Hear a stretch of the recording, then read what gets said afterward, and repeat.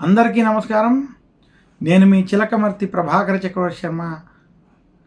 మనకి భాద్రపద మాసంలో వచ్చేటువంటి మహాలయ పక్షాలని పితృపక్షాలుగా మహాలయ పక్షాలుగా చెప్పడం జరిగింది. జ్యోతిష్శాస్త్ర ప్రకారం భాద్రపద మాసంలో కృష్ణపక్ష పాడ్యమి అనగా పౌర్ణమి వెళ్ళినటువంటి తర్వాత రోజు భాద్రపద మాస కృష్ణపక్ష పాడ్యమి తిథి నుండి భాద్రపద మాస అమావాస్య వరకు ఉన్నటువంటి ఈ 15 రోజుల సమయం ఏదైతే ఉన్నదో ఈ 15 రోజుల సమయాన్ని పితృపక్షాల రోజులుగా చాలా పవిత్రమైనటువంటి రోజులుగా చెప్పడం జరిగింది. చాలామంది మేము ఈ దేవతల్ని పూజిస్తున్నాం, ఈ దేవత ఆరాధన చేస్తున్నాం, ఈ వ్రతాన్ని ఆచరించాం, ఈ వ్రతం వల్ల ఈ ఫలితాన్ని పొందాం, ఈ దేవతల్ని పూజించి ఈ ఫలితాన్ని పొందామని ఏ రకంగా అనుకుంటారో, మన సనాతన ధర్మంలో దేవతల్ని పూజించడం వల్ల ఎంతటి ఫలితం ఉంటుందో దానికంటే రెట్టింపు ఫలితం పితృదేవతలకు చేసేటువంటి కర్మల వలన, పితృదేవతలకి వదిలేటువంటి తర్పణాలు, పితృదేవతలకి చేసేటువంటి పిండ ప్రదానాలు, పితృదేవతలకు చేసేటువంటి ఆబ్దికాలు, పితృదేవతల పేరుతో చేసేటువంటి దాన ధర్మాలు, పితృదేవతలతో చేసేటువంటి శ్రాద్ధ కర్మలు, బ్రాహ్మణ భోజనాలు వంటివి ఏవైతే ఉన్నాయో ఈ కార్యక్రమాలు ఆచరించడం వల్ల దేవతలకి చేస్తే ఎంతటి పుణ్యఫలం లభిస్తుందో దానికంటే విశేషమైనటువంటి ఫలితం వీటి వల్ల లభిస్తుందని శాస్త్రాలు తెలియజేస్తున్నాయి. అందుకనే పితృదేవతల రుణం ఉంచుకోకూడదు.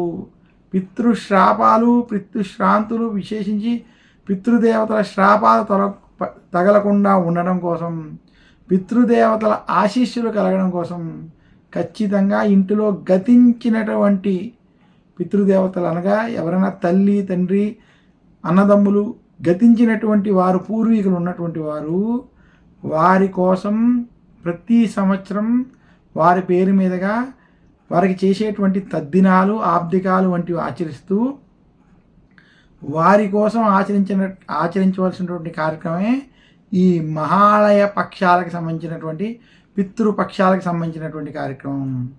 అందుకనే ఏ వ్యక్తి అయినా సరే మహాలయ పక్షాలలో, పితృపక్షాలలో ఈ భాద్రపద మాసంలో వచ్చేటువంటి 15 రోజుల్లో గతించినటువంటి పితృదేవతలకు గనక విశేషంగా ఈ 15 రోజులు శ్రాద్ధ కర్మలు, పిండ ప్రదానాలు, దాన ధర్మాలు, పితృతర్పణాలు వంటివి ఆచరిస్తారో అటువంటి వారికి పితృదోషాలు తొలగి పితృశాంతి కలిగి విశేషించి పితృదేవతల అనుగ్రహం చేత వారికి భూలోకంలో సమస్త భోగాలు కలుగుతాయి.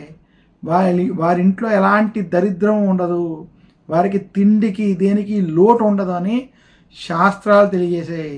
అందుకనే పితృదేవతలకి సంబంధించినటువంటి కార్యక్రమాల్ని ఆచరించడం చాలా ముఖ్యమైనదిగా మన యొక్క శాస్త్రాలు, విశేషంగా ఆబ్దికాలకి సంబంధించినటువంటి గ్రంథాలు, గరుడ పురాణం వంటి పురాణాలు కూడా ఈ విషయాన్ని స్పష్టంగా తెలియజేశాయి.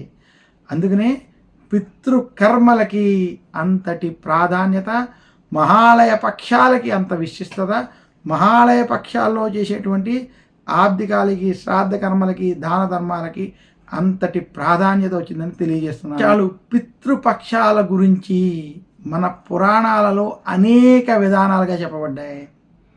గరుడ పురాణంలో కావచ్చు, అలాగే బ్రహ్మ పురాణం, విష్ణు పురాణం వంటి పురాణాలలోనూ, రామాయణ మహాభారతంలో కూడా మహాలయ పక్షాల యొక్క ప్రాధాన్యత ఉంది. విశేషంగా మహాలయ పక్షాల యొక్క విషయాన్ని గురించి మహాభారతంలో ఒక కథ రూపంలో మనకి చెప్పడం జరిగింది.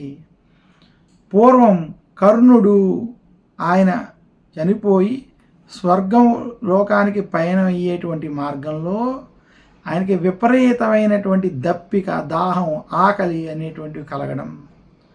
ఆ సమయంలో ఆయన ఎదురుగుండా ఒక నది ప్రవహిస్తూ కనపడడం. ఆ నదిని ఆయన స్పృశించిన వెంటనే ఆ నది మొత్తం బంగారమయం అయిపోవడం.